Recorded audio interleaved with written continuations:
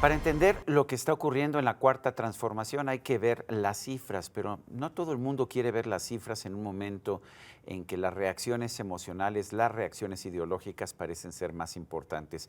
Quizás por eso me gusta ver los artículos y también los comentarios por Twitter de Leonardo Núñez González. Él es profesor del Tecnológico de Monterrey, columnista del periódico La Razón y un analista al que pues me ha dado por seguir en los últimos tiempos. Leonardo, gracias por estar con nosotros aquí en la entrevista. Déjame empezar con el tema de los homicidios. El presidente de la República dijo en un primer momento que estaban bajando los homicidios, después dijo que el problema estaba contenido.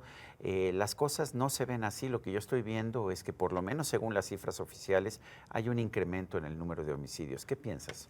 Creo que lo primero que hay que considerar es que hay tres cifras al mismo tiempo. Eso es cierto también, son confusas. Y vale la pena explicarlo porque cada una nos dice diferentes cosas. Hay tres formas para medir los homicidios en México. La primera y la más precisa es la que realiza el INEGI. Pero eso es una vez al año. Pero esa tiene un desfase de cierto tiempo.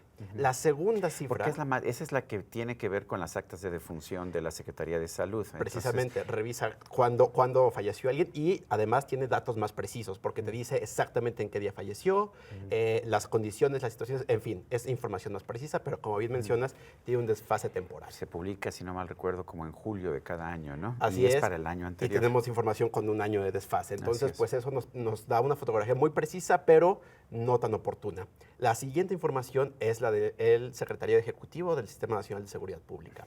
Y esta información se actualiza mes con mes.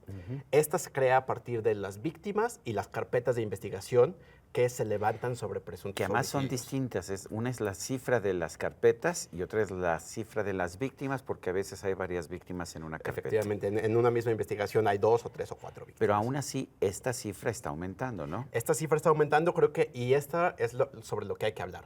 Si comparamos los 3 meses que lleva 2019, este es el año más violento en lo que tenemos registro.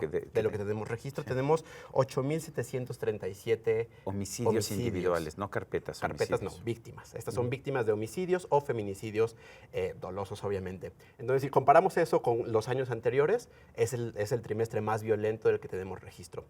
Y hay una tercera fuente de información, creo que esto vale la pena explicarlo bien, que es la que utiliza el presidente Andrés Manuel López Obrador en sus conferencias mañaneras.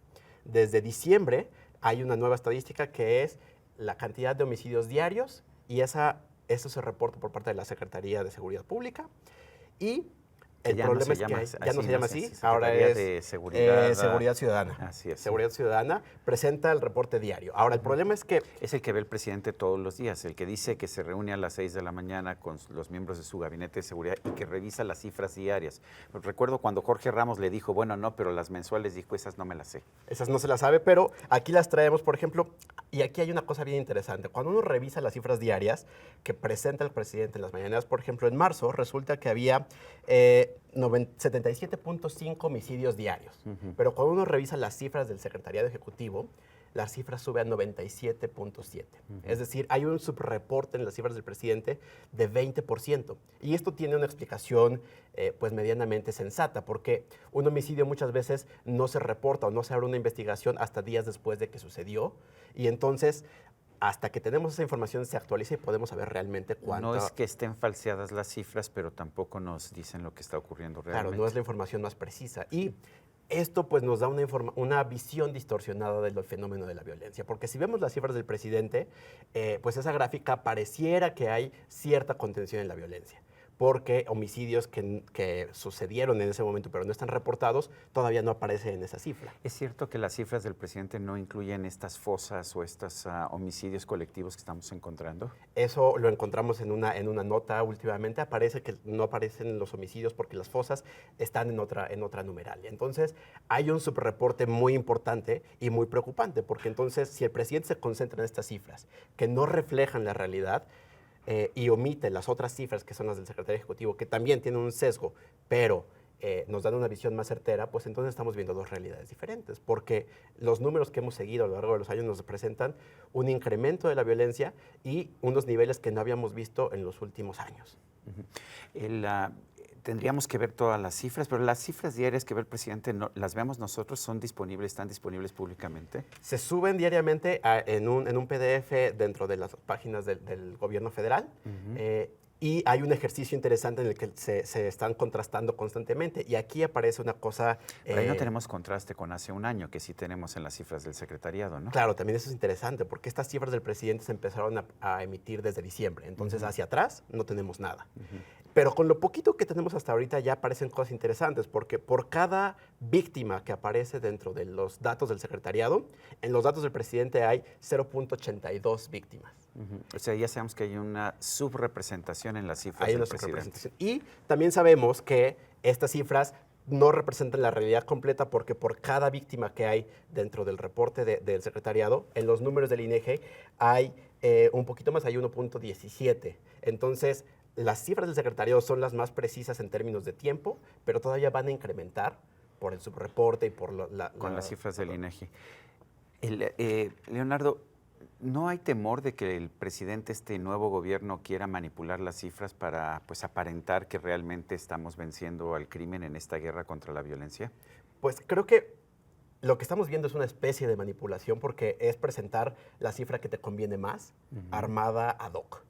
Porque el presidente ya dejó de reportar la información del secretario ejecutivo. Me interesa lo que estás diciendo. Tú siempre te has caracterizado como un hombre de izquierda. Tú dices abiertamente, sí soy de izquierda, eso no significa que no pueda ser crítico, ¿no?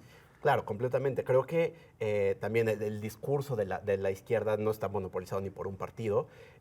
Y me gusta mucho decir que soy izquierda, pero soy una izquierda liberal. Es un tipo de socialdemocracia, porque pues ser de izquierda no quiere estar peleado con el mercado. No quiere Oye, estar Andrés peleado con Manuel los no derechos. es izquierda liberal, porque él siempre dice que es un liberal y que sus enemigos son neoliberales o conservadores, considera que es la misma cosa. Claro, resulta bien interesante que para un presidente que se llama liberal es muy poco liberal cuando se trata de derechos individuales, por ejemplo. Y al contrario, cuando se trata de derechos comerciales, por ejemplo, del libre mercado, pues va al lado del estatismo y el nacionalismo. Pero regresando a este tema, también es interesante porque una política liberal también se preocupa por la impunidad.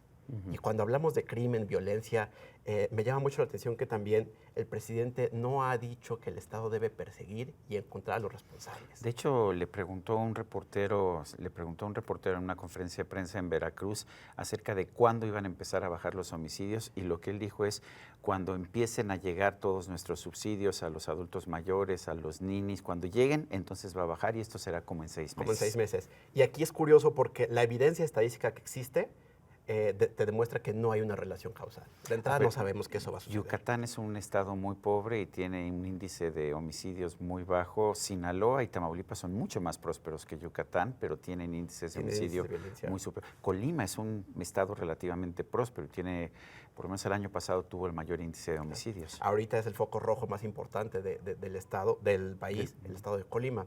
Entonces, lo que nos presenta esta información y lo que hemos investigado al respecto como sociedad es que no hay una relación causal. Entonces, el problema es la impunidad y no la pobreza. O sea, ¿es falso que los pobres cometan más homicidios?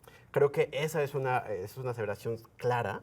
Los pobres no cometen crímenes porque son pobres. La violencia tiene otros factores explicativos más allá de la pobreza y que tienen que ver en buena medida por la presencia del Estado y la capacidad de ejercer control y la capacidad de ejercer sanciones reales. En el campo ya de policial, la apuesta del presidente López Obrador es a una Guardia Nacional. ¿Qué opinas de este concepto de la Guardia Nacional? Creo que lo más preocupante de la Guardia Nacional es que está montada en los mismos conceptos y en la misma estrategia del pasado. Por más que se habla de un cambio en la forma de atender el problema, pues la Guardia Nacional se trata solamente de traer a los militares que ya estaban operando desde sexenios anteriores, reconocerlo en la Constitución, darles las mismas facultades que ya estaban ejerciendo inconstitucionalmente previamente y lanzarlos a la misma estrategia. Las personas que están al frente de la Guardia Nacional estuvieron al frente de los operativos y de la forma en la cual se ejecutaron los sistemas Ahora, antes. era lo que quería hacer también Peña Nieto y lo que quiso hacer con anterioridad Felipe Calderón. Lo curioso es que Morena y la izquierda se oponían, ¿no es así?